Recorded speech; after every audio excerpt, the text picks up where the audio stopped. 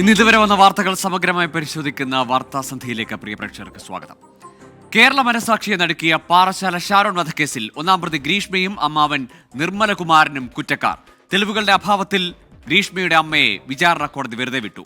Neyyattinkara additional sessions കോടതി നാളെ ശിക്ഷ വിധിക്കും. പ്രതികൾക്ക് പരമാവധി ശിക്ഷ നൽകണമെന്നായിരുന്നു ഷാരോണിന്റെ കുടുംബത്തിന്റെ പ്രതികരണം. ഷാരോണിനെ ഒഴിവാക്കി മറ്റൊരു വിവാഹം കഴിക്കാൻ ഗ്രീഷ്മ കഷായത്തിൽ കളനാശിനി കലർത്തി നൽകി കുടിപ്പിച്ചു കൊലപ്പെടുത്തിയെന്നായിരുന്നു കേസ്. മുൻപും ഷാരോണിനെ കൊലപ്പെടുത്താൻ ജ്യൂസ് ചലഞ്ച് നടത്തിയതുൾപ്പെടെ സാഹചര്യ തെളിവുകളായിരുന്നു പ്രോസിക്യൂഷൻ കോടതിയിൽ നിരത്തിയത്. ഡിജിറ്റൽ തെളിവുകൾ ഉൾപ്പെടെ പരിഗണിച്ചാണ് ഗ്രീഷ്മ കുറ്റക്കാരിയെന്ന് നെയ്യാറ്റിൻകര അഡീഷണൽ സെഷൻസ് കോടതി കണ്ടെത്തിയത്. തെളിവ് നശിപ്പിച്ച കേസിൽ അമ്മാവൻ നിർമ്മലകുമാരൻ കുറ്റക്കാരനാണെന്നും കോടതി കണ്ടെത്തി. രണ്ടാം പ്രതി സിന്ധുവിനെ കോടതി വെറുതെ വിട്ടു. അത് തെളിവ് നശിപ്പിക്കലുമായി ബന്ധപ്പെട്ടിട്ടുള്ള എവിഡൻസിന്റെ അഭാവമാണ്.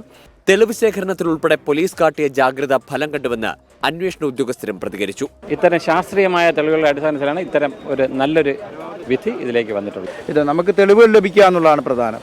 അപ്പം ഇതൊന്നും ചിലപ്പം മറ്റെന്തെങ്കിലും ഉപദേശം കിട്ടിയതിൻ്റെയൊക്കെ ബലത്തിലായിരിക്കാം. ഇതൊന്നും വലിയ ശക്തമായ തെളിവുകളല്ല എന്ന് ആരെയും തെറ്റിദ്ധരിപ്പിച്ചതായിരിക്കാം. വളരെ കൂളായിട്ടുള്ള അല്ലെങ്കിൽ വളരെ ഹാപ്പി ആയിട്ടുള്ള രീതിയിലുള്ള ഒരു പെരുമാറ്റമായിരുന്നു ഗ്രീഷ്മയുടെ ഭാഗത്തു നിന്നുണ്ടായത്. പൊട്ടിക്കരഞ്ഞുകൊണ്ടായിരുന്നു വിധിയോട് ഷാരോണിന്റെ മാതാപിതാക്കൾ പ്രതികരിച്ചത്. ഏറ്റവും വലിയ ശിക്ഷ, പരമാവധി ശിക്ഷ തന്നെ നമുക്ക് കൊടുക്കണം. ഞങ്ങളെ പൊണ്ണ ജീവനെയാണ് നഷ്ടപ്പെടുത്തി കളഞ്ഞത്. ഞങ്ങൾക്ക് ഇനി എങ്ങനെ കഴിഞ്ഞു പോകണമെന്ന് ഞങ്ങൾക്ക് തന്നെ അറിഞ്ഞുകൂടാ. എൻ്റെ ജീവനെയാണ് അവൾ കൊന്നു കളഞ്ഞത്. 2022 ഒക്ടോബർ 14 ഷാരോണിനെ കൊലപ്പെടുത്തണമെന്ന ഉദ്ദേശത്തോടെ വീട്ടിലേക്ക് വിളിച്ചു വരുത്തിയത്. വൈദ്യപരിശോധനയ്ക്ക് ശേഷം ഗ്രീഷ്മയെ അട്ടക്കുളങ്ങര ജയിലിലേക്ക് മാറ്റി. 24 തിരുവനന്തപുരം. പാലക്കാട് മണ്ണാർക്കാട് നബീസ വധക്കേസിൽ കൊച്ചുമകനും ഭാര്യയും കുറ്റക്കാർ. തോട്ടര സ്വദേശിനിയായ നബീസയെ വിഷം നൽകി കൊലപ്പെടുത്തിയെന്ന കേസിലാണ് കൊച്ചുമകൻ ബഷീറും ഭാര്യ ഫസീലയും കുറ്റക്കാരെന്ന് മണ്ണാർക്കാട് കോടതി വിധിച്ചത്. 2016 ജൂണിലാണ് കേസിനാസ്പദമായ സംഭവം. ഭക്ഷണത്തിൽ വിഷം ചേർത്ത് നൽകിയിട്ടും നബീസയ്ക്ക് ആരോഗ്യ പ്രശ്നങ്ങളില്ലെന്ന് മനസ്സിലാക്കിയതോടെ പ്രതികൾ ബലം പ്രയോഗിച്ച് വിഷം കുടിപ്പിക്കുകയായിരുന്നു. ഇരുവർക്കുമുള്ള ശിക്ഷ നാളെ വിധിക്കും. എറണാകുളം ചേന്നമംഗലത്ത് ഒരു കുടുംബത്തിലെ 3 പേരെ കൊലപ്പെടുത്തിയ കേസിലെ പ്രതി ഋതു ജയൻ റിമാൻഡിൽ. കോടതിയിൽ വെച്ച് പ്രതിക്ക് നേരെ പ്രതിഷേധവും ആക്രമണവും ഉണ്ടായി.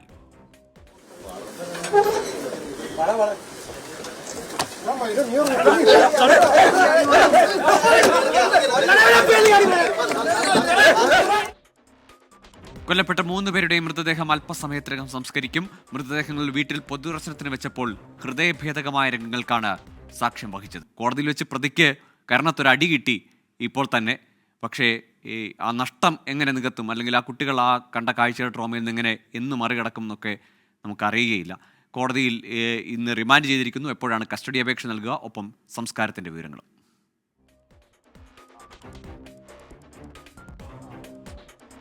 ഗൂഗിൾ ആ കുട്ടികളുടെ കരച്ചിൽ തന്നെയാണ് ഈ അക്രമം എത്രത്തോളം വലുതാണ് എന്ന് മനസ്സിലാക്കി തരുന്നത്. ഇന്ന് കോടതിയിൽ നാടകീയ രംഗങ്ങളൊക്കെ നടന്നു. പ്രതിയെ കൊണ്ടുവന്ന ഘട്ടത്തിലും തിരിച്ച് കോടതിയിൽ നിന്ന് ഇറക്കുന്ന ഘട്ടത്തിലും ഒക്കെ പ്രതിഷേധമുണ്ടായി. ഒരടി അയാളുടെ മുഖത്ത് കിട്ടുകയും ചെയ്തിട്ടുണ്ട്. ഇനി തെളിവെടുപ്പിന് വരുമ്പോഴും സമാനമായ സാഹചര്യം നമുക്ക് പ്രതീക്ഷിക്കാം. വലിയ പ്രതിഷേധങ്ങൾ ഉറപ്പായും ഉണ്ടാകും. കസ്റ്റഡി അപേക്ഷ നാളെ സമർപ്പിക്കാനാണ് തീരുമാനിച്ചിരിക്കുന്നത്. തിങ്കളാഴ്ചയോടുകൂടി പരിഗണിക്കുകയും അന്ന് തന്നെ കസ്റ്റഡിയിൽ ലഭ്യമാകുമെന്നാണ് പോലീസ് പ്രതീക്ഷ. അതിനുശേഷമായിരിക്കും തെളിവെടുപ്പ് അടക്കമുള്ള നടപടികളിലേക്ക് പോലീസ് കടക്കുക. ശാസ്ത്രീയ തെളിവുകളുടെ സമാഹരണമാണ് ഈ കേസിൽ ഇനി ഏറ്റവും നിർണായകമായുള്ളത്. പ്രതി ഇതിനോടകം തന്നെ കുറ്റം സമ്മതിച്ചിട്ടുണ്ട്. പക്ഷേ ചാർജ് ഷീറ്റ് അടക്കം ഫയൽ ചെയ്യണമെങ്കിൽ പോലീസിന് ശാസ്ത്രീയ തെളിവുകളൊക്കെ വേണ്ടതുണ്ട്. കൃത്യമായ തെളിവ് സമാഹരണമൊക്കെ നടത്തണം. ഇയാൾ ചില വാദങ്ങളൊക്കെ മുന്നോട്ട് വെക്കുന്നുണ്ട്. മാനസികാരോഗ്യ പ്രശ്നവുമായി ബന്ധപ്പെട്ടുള്ള കാര്യങ്ങളൊക്കെ ഗണ്ണിക്കാൻ പോലീസിന് എന്ത് നടപടിയാണ് സ്വീകരിക്കുക എന്നുള്ള കാര്യവും ഏറെ ശ്രദ്ധേയമാണ്. അതിക്രൂരമായ കൊലപാതകമാണ്. ഇന്നലെ ഈ സമയത്തോടു കൂടിയാണ് ഈ പ്രതി ഋതു ജയൻ ഈ വീട്ടിലേക്ക് എത്തുകയും ആദ്യം വിനീഷയെയും പിന്നീട് വേണുവിനെയും ഉഷയെയും ജിതിനെയും അടിച്ച് പരിക്കേൽപ്പിച്ചത്. ജിതിൻ്റെ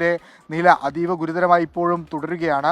അങ്ങനെ ജിതിൻ തിരിച്ചു വരുമെന്നൊരു പ്രതീക്ഷ കൂടി നാട്ടുകാർ പങ്കുവെക്കുന്നുണ്ട്. അതുമായി ബന്ധപ്പെട്ടുള്ള ചികിത്സാ സഹായത്തിൻ്റെ വാർത്തകളൊക്കെ പുറത്തു വരികയും ചെയ്യുന്നുണ്ട്. അങ്ങനെ ഈ കുട്ടികളുടെ ബാക്കി പഠനവുമായി ബന്ധപ്പെട്ടുള്ള കാര്യങ്ങളുമൊക്കെ ഇതിനോടകം തന്നെ ചില ഉറപ്പുകളൊക്കെ ലഭിച്ചിട്ടുണ്ട്. അതിനെല്ലാം അപ്പുറത്താണ് ഈ കൊടും കുറ്റവാളിയുടെ മനോസ്ഥിതിയും അതോടൊപ്പം തന്നെ അയാളുടെ ഒരു കൂസലില്ലാത്ത, ഒരു ഭാവഭേദവും ഇല്ലാത്ത അയാളുടെ ആ മുഖങ്ങളും ഒക്കെ. കാരണം ഈ കൊലപാതകം നടത്തിയ ശേഷം ഇയാൾ ജംഗ്ഷനിൽ പോയി മറ്റൊരാളുടെ കൈകാണിച്ച് ചിരിച്ചു എന്നുള്ളതാണ് അവിടെ നിന്ന് ലഭിച്ച വിവരം. അതിൽ നിന്ന് മനസ്സിലാക്കാം ഇയാളുടെ ക്രിമിനൽ മനോഭാവം എന്തോരമുണ്ട്, ഇയാൾ എങ്ങനെയാണ് ഈ കൊലപാതകം നടത്തണമെന്ന ഉദ്ദേശത്തോടു കൂടി തന്നെ എത്തി എന്നുള്ള കാര്യങ്ങളൊക്കെ ഇതിൽ നിന്ന് വ്യക്തമാണ്. ഇനി പോലീസാണ് ഈ കേസിൽ ഏറ്റവും നിർണായകമായ ഇടപെടൽ നടത്താനുള്ളത്. അവർ കൃത്യമായി അന്വേഷിക്കും. ചാർജ് ഷീറ്റ് എത്രയും പെട്ടെന്ന് സമർപ്പിക്കുമെന്നാണ് Ernakulam rural S P Vaibhav Saxena നമ്മളോട് വ്യക്തമാക്കിയിട്ടുള്ളത്. അതുകൊണ്ട് ഒരുപക്ഷെ 1 മാസത്തിനുള്ളിൽ തന്നെ ചാർജ് വരാനുള്ള സാധ്യത കാണുന്നുണ്ട്. അങ്ങനെയെങ്കിൽ എത്രയും പെട്ടെന്ന് വിചാരണ നടപടികളടക്കം നടത്തി പ്രതിക്ക് പരമാവധി ശിക്ഷ ഉറപ്പിക്കാനുള്ള നടപടിയിലേക്ക് പോലീസ് കടക്കും. അതിലൊരു തർക്കവുമില്ല. നിലവിൽ മുനമ്പം ഡിവൈഎസ്പി എസ് ജയകൃഷ്ണന്റെ നേതൃത്വത്തിലുള്ള 17-അംഗ സംഘമാണ് കേസ് അന്വേഷിക്കുന്നത്. ഗൂഗിൾ ശരി വിഷ്ണു, ഏതായാലും പരമാവധി ശിക്ഷ തന്നെ ആ പാതകയ്ക്ക് ലഭിക്കട്ടെ. ആ കുഞ്ഞുങ്ങൾ അവരുടെ ഇനി പ്രതീക്ഷ ചികിത്സയിലുള്ള ജിതിനാണ്. ജിതിൻ തിരികെ ജീവിതത്തിലേക്ക് മടങ്ങി വരട്ടെ. അവർക്കിനി ജിതിൻ മാത്രമാണ് പ്രതീക്ഷയായി മുന്നിലുള്ളത്. മുണ്ടക്കൈ ചൂരൽമല ഉരുൾപൊട്ടൽ ദുരന്തബാധിതരുടെ പുനരധിവാസത്തിനായുള്ള ടൗൺഷിപ്പുകൾ 1 വർഷം കൊണ്ട് പൂർത്തിയാക്കുമെന്ന് ഗവർണറുടെ നയപ്രഖ്യാപനം. കേന്ദ്ര നയങ്ങൾ സംസ്ഥാനത്തിന് സാരമായ സാമ്പത്തിക വെല്ലുവിളികൾ ഉണ്ടാക്കിയെന്ന് നയപ്രഖ്യാപന പ്രസംഗത്തിൽ പറയുന്നു. കേരള നിയമസഭയിൽ ഗവർണർ രാജേന്ദ്ര വിശ്വനാഥ് ആർലേക്കറുടെ ആദ്യ നയപ്രഖ്യാപന പ്രസംഗത്തോടെ 15ാം നിയമസഭയുടെ 13ാം സമ്മേളനത്തിന് തുടക്കമായി. ഗവർണർ രാജേന്ദ്ര വിശ്വനാഥ് ആർലേക്കറുടെ കേരള നിയമസഭയിലെ ആദ്യ നയപ്രഖ്യാപനമായിരുന്നു ഇന്ന് നടന്നത്. സർക്കാരിന്റെ നയങ്ങളും നിലപാടുകളും വ്യക്തമാക്കുന്ന പ്രസംഗം വയനാട് പുനരധിവാസം സമയബന്ധിതമായി പൂർത്തിയാക്കുമെന്ന് ഉറപ്പു നൽകുന്നു. My government is committed to rehabilitating all those affected by the Mepadi landslide by ensuring the completion of the township within 1 year. സംസ്ഥാനം നേരിടുന്ന സാമ്പത്തിക വെല്ലുവിളികളെക്കുറിച്ചും നയപ്രഖ്യാപന പ്രസംഗത്തിൽ പരാമർശമുണ്ട്. വിഴിഞ്ഞം തുറമുഖത്തിന് വേണ്ടിയുള്ള വയബിലിറ്റി ഗ്യാപ് ഫണ്ടിംഗ് വായ്പയാക്കി മാറ്റിയത് തിരുത്തണമെന്ന അഭ്യർത്ഥനയും പ്രസംഗത്തിൽ കാണാം. My government is committed to leveraging Vigham's thriving commercial ecosystem to drive industrial production, stimulate economic growth and to mark Kerala's presence in the global maritime sector. രാജ്യത്തിന് പുറത്തുള്ള വിദ്യാർത്ഥികളെ സംസ്ഥാനത്തേക്ക് ആകർഷിക്കുന്നതിന് വേണ്ടി സ്റ്റഡി ഇൻ കേരള പദ്ധതി നടപ്പിലാക്കുമെന്നതാണ് നയപ്രഖ്യാപന പ്രസംഗത്തിലെ ശ്രദ്ധേയമായ പ്രഖ്യാപനം. തിരുവനന്തപുരം, കൊച്ചി, കോഴിക്കോട് നഗരങ്ങളെ സാമ്പത്തിക വികസനത്തിന്റെ ഹബ്ബാക്കി മാറ്റും. ഫ്ലോട്ടിംഗ് സോളാർ പദ്ധതികൾ വഴി 6000 മെഗാവാട്ട് വൈദ്യുതി ഉൽപ്പാദിപ്പിക്കും. ഇതിനു പുറമെ സൗരോർജ്ജാധിഷ്ഠിത പമ്പ് പദ്ധതിയിലൂടെ 8000 മെഗാവാട്ട് ഉൽപ്പാദിപ്പിക്കാനുള്ള പദ്ധതി തുടങ്ങുമെന്നും നയപ്രഖ്യാപന പ്രസംഗത്തിലുണ്ട്. 24 തിരുവനന്തപുരം. കേന്ദ്ര സർക്കാരിനെതിരെ രൂക്ഷമായ വിമർശനങ്ങളോ പരാമർശങ്ങളോ ഇല്ല എന്നതാണ് ഇത്തവണത്തെ നയപ്രഖ്യാപന പ്രസംഗത്തെ ശ്രദ്ധേയമാക്കുന്നത്. സംസ്ഥാനം നേരിടുന്ന സാമ്പത്തിക വെല്ലുവിളികളെക്കുറിച്ച് മൃദുസ്വരത്തിൽ ഓർമ്മിപ്പിക്കുക മാത്രമാണ് പ്രസംഗത്തിലൂടെ ചെയ്തിട്ടുള്ളത്. സർക്കാർ നേട്ടങ്ങൾ വിശദീകരിച്ചുകൊണ്ടുള്ള ഗവർണറുടെ പ്രസംഗം കയ്യടിയോ ഡെസ്കിലടിയോ ഇല്ലാതെ ഭരണപക്ഷം കേട്ടിരുന്നു. ആദ്യ നയപ്രഖ്യാപനത്തിലെത്തിയ ഗവർണർ രാജേന്ദ്ര വിശ്വനാഥ് ആർലേക്കറെ തുടക്കത്തിൽ തന്നെ പ്രകോപിപ്പിക്കേണ്ടെന്ന കരുതലാണ് കേന്ദ്രത്തിനെതിരായ രൂക്ഷ വിമർശനങ്ങൾ നയപ്രഖ്യാപനത്തിൽ നിന്ന് ഒഴിവാക്കാൻ കാരണമെന്നാണ് സൂചന. എന്നാൽ പൊതുപണിയിൽ നിന്നുള്ള കടമെടുപ്പിന് നിയന്ത്രണം ഏർപ്പെടുത്തിയതും GST നഷ്ടപരിഹാരം നിർത്തലാക്കിയതും പോലുള്ള കേന്ദ്ര നടപടി മൂലം സംസ്ഥാനം നേരിടുന്ന വെല്ലുവിളികൾ വസ്തുതാപരമായി പറഞ്ഞു വെക്കുകയും ചെയ്തു. ആരിഫ് മുഹമ്മദ് ഖാനോട് സ്വീകരിച്ച തീവ്ര നിലപാട് ആർലേക്കറോട് ആദ്യം തന്നെ വേണ്ടുന്ന തന്ത്രപരമായ നിലപാടാണ് ഇത്തവണത്തെ നയപ്രഖ്യാപന പ്രസംഗത്തിൽ പ്രതിഫലിച്ചിരിക്കുന്നത്. My government reiterates its commitment to its aim of building Nava Keralam, which will be endowed with high quality physical infrastructure, knowledge-based economy, quality education and health care.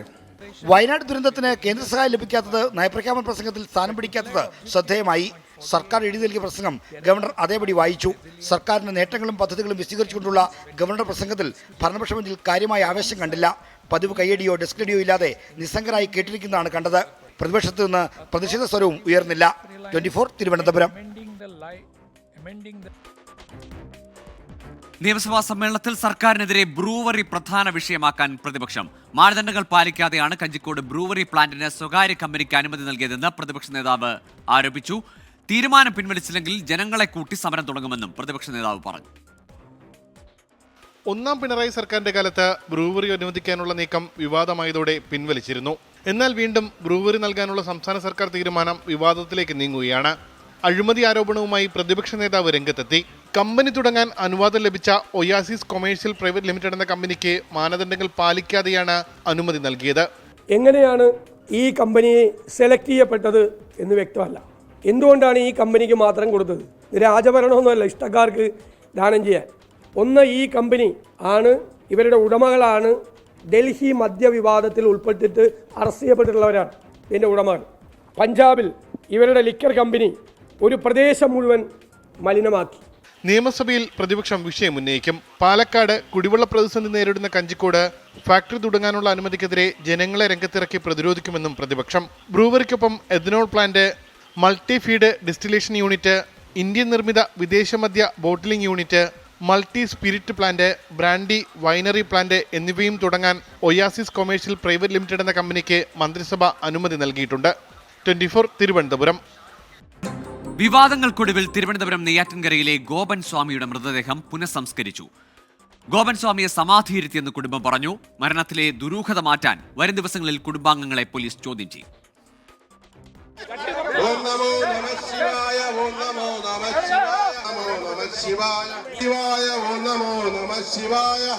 കഴിഞ്ഞ ദിവസം മൃതദേഹം പുറത്തെടുക്കാൻ പൊളിച്ചുമാറ്റിയ കല്ലറയ്ക്ക് പകരം കുറച്ചുകൂടി വലിയ കല്ലറയാണ് ഒരുക്കിയത്.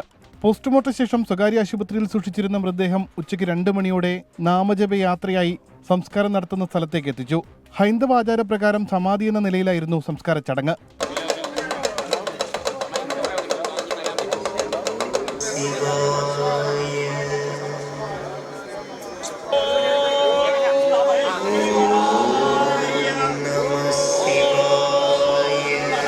ചെങ്കൽ ക്ഷേത്രത്തിലെ സ്വാമിമാർ ചടങ്ങുകൾക്ക് നേതൃത്വം നൽകി. VSDP, ഹിന്ദു ഐക്യവേദി ഉൾപ്പെടെയുള്ള ഹൈന്ദവ സംഘടനകളുടെ പ്രവർത്തകരാണ് സംസ്കാര ചടങ്ങിന് നേതൃത്വം നൽകിയത്.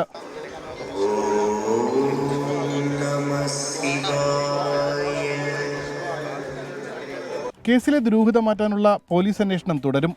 വരും ദിവസങ്ങളിൽ കുടുംബാംഗങ്ങളെ പോലീസ് ചോദ്യം ചെയ്യും. ആദ്യ സംസ്കാര ചടങ്ങുകൾക്ക് സാക്ഷിയായിരുന്ന കുടുംബാംഗങ്ങളുടെ മൊഴിയിൽ വൈരുദ്ധ്യമുണ്ടായിരുന്നു. ഇതും പരിശോധിക്കും. ആന്തരിക അവയവങ്ങളുടെ രാസപരിശോധനാ ഫലത്തിന്റെ അടിസ്ഥാനത്തിലായിരിക്കും പോലീസിന്റെ കൂടുതൽ നടപടികൾ. 24 തിരുവനന്തപുരം. ബോളിവുഡ് താരം സെയ്ഫ് അലി ഖാനെ കുത്തിപ്പരിക്കേൽപ്പിച്ച കേസിൽ പ്രതിക്കായി തെരച്ചിൽ തുടർന്ന് പോലീസ്. CCTVയിൽ പതിഞ്ഞ പ്രതിയുടെ മുഖവുമായി സാമ്യമുള്ള ഒരാളെ പോലീസ് കസ്റ്റഡിയിലെടുത്തെങ്കിലും പിന്നീട് വിട്ടയച്ചു. മുഖം മറച്ച് പ്രതി ഫ്ളാറ്റിലേക്ക് എത്തുന്ന CCTV ദൃശ്യങ്ങൾ ഇന്ന് പുറത്തുവന്നു. അക്രമശേഷം രക്ഷപ്പെടുന്ന പ്രതിയുടെ മുഖം CCTVയിൽ വ്യക്തമായി പതിഞ്ഞതാണ്. ഇന്നു രാവിലെ ബാന്ദ്ര പോലീസ് സ്റ്റേഷനിലേക്ക് കസ്റ്റഡിയിലെടുത്തു കൊണ്ടുവന്നയാൾക്കും അതേ രൂപം. 4 മണിക്കൂറോളം നീണ്ട ചോദ്യം ചെയ്യലിന് ശേഷം ഇയാളല്ല ദൃശ്യങ്ങളുള്ളതെന്ന് പോലീസ് അറിയിച്ചു. പിന്നാലെ മുഖം മറച്ച് ഇയാളെ പോലീസ് ജീപ്പിൽ പുറത്തേക്ക് കൊണ്ടുപോയി. ആക്രമണത്തിന് മുമ്പ് ഫ്ളാറ്റിലെ ചില അറ്റകുറ്റപ്പണിക്കെത്തിയ ആശാരിയെയും ഇന്ന് പോലീസ് ചോദ്യം ചെയ്തു. ആക്രമണത്തിന് തൊട്ടുമുമ്പ് രാത്രി 1:30യോടെ പ്രതി മുഖം മറച്ചെത്തുന്ന CCTV ദൃശ്യവും ഇന്ന് പുറത്തുവന്നു. ഇതേ ആളോട് സാമ്യമുള്ളയാൾ ജനുവരി 14-ന് നടൻ ഷാറൂഖ് ഖാന്റെ വീടിന് സമീപം എത്തിയതിന്റെ ദൃശ്യങ്ങളും പോലീസിന് കിട്ടി. ഷാറൂഖിന്റെ വസതിയായ മന്നത്തിന്റെ മതിലിൽ ഏണി വെച്ച് നിരീക്ഷിക്കുന്നതാണ് ദൃശ്യം. പോലീസ് സംഘം മന്നത്തിലെത്തി വിവരശേഖരണം നടത്തി. അതേസമയം ചികിത്സയിലുള്ള നടൻ സെയ്ഫ് അലി ഖാൻ അതിവേഗം ആരോഗ്യം വീണ്ടെടുക്കുകയാണ്. നട്ടെല്ലിൽ നടത്തിയ ശസ്ത്രക്രിയയ്ക്ക് ശേഷം ICUവിൽ നിന്ന് മാറ്റിയെങ്കിലും നിരീക്ഷണത്തിൽ തുടരും. അണുബാധ ഒഴിവാക്കാൻ സന്ദർശകരെ വിലക്കിയിട്ടുണ്ട്. 24 മുംബൈ. 2 രാഷ്ട്രീയ ചേരിയിലുള്ള നേതാക്കൾ തമ്മിലുള്ള ഹൃദ്യമായ കൂടിക്കാഴ്ചയിലേക്കാണ് ഇനി. കലൂർ സ്റ്റേഡിയത്തിലെ നൃത്തപരിപാടിയുടെ ഉദ്ഘാടന വേദിയിൽ നിന്ന് വീണ് ഗുരുതര പരിക്കേറ്റ് ഉമാ തോമസ് MLA കാണാൻ മുഖ്യമന്ത്രി പിണറായി വിജയനെത്തി. എല്ലാവരും തന്നെ ചേർത്ത് പിടിച്ചെന്ന് ഉമാ തോമസ് പറഞ്ഞപ്പോൾ നാടാകെ ചേർന്നു നിന്നു എന്നായിരുന്നു മുഖ്യമന്ത്രിയുടെ മറുപടി.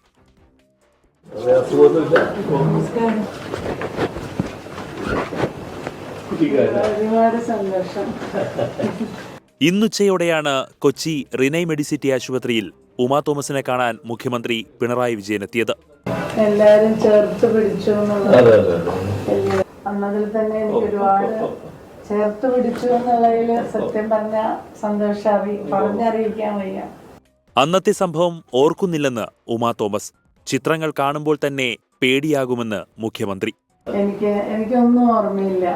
എങ്ങനെ ഈ പരിപാടിക്ക് പോയത് പോലും ഓർമ്മയിലില്ല.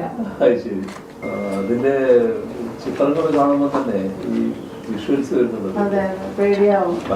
ഡോക്ടർ നിർബന്ധമായിട്ട് കാണിക്കണം എന്ന് പറഞ്ഞിട്ടാണ് എന്നെ അത് കാണിച്ചത്. വീട്ടിൽ പോകണമെന്ന് ഉമാ തോമസ് പറഞ്ഞപ്പോൾ താൻ വീഴ്ചയുടെ ദൃശ്യങ്ങൾ കാണിച്ചു കൊടുത്തെന്ന് Renai Medicity medical director doctor Krishnanunni Polakulath. നിയമസഭയിൽ പോകണമെന്നാണ് MLAയുടെ ആവശ്യമെന്നും ഡോക്ടർ. എന്നാൽ ഡോക്ടേഴ്സ് പറഞ്ഞതനുസരിക്കൂവെന്ന് ഉമാ തോമസിനോട് മുഖ്യമന്ത്രി.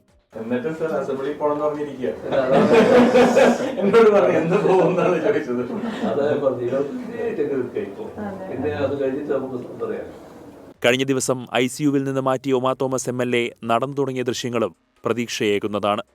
ഇങ്ങനെ ഒരു കരുതലുണ്ടല്ലോ, അത് തന്നെ എനിക്ക് ആശ്വാസം. 24 കൊച്ചി. ഇനി ശബരിമല വിശേഷങ്ങളിലേക്ക്. ശബരിമലയിലെ ഇന്നത്തെ ചടങ്ങുകൾ. സൈക്കിൾ പ്യൂർ അഗർബത്തി ശരണം സന്നിധാനം സമർപ്പിക്കുന്നത് അഗർബത്തി എന്നാൽ സൈക്കിൾ.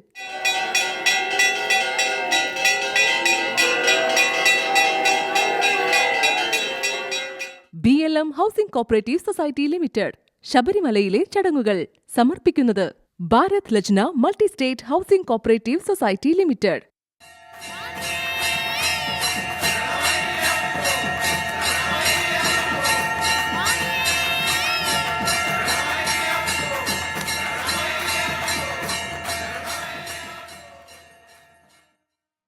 നോക്കാം ഇന്നത്തെ സ്വർണ്ണവില. ഇന്നത്തെ സ്വർണ്ണനിരക്ക് സമർപ്പിക്കുന്നത് സ്പർശ ഗോൾഡ് ആൻഡ് ഡയമണ്ട്സ്. ഫിജിറ്റലാകൂ ഇനി സ്പർശയോടൊപ്പം.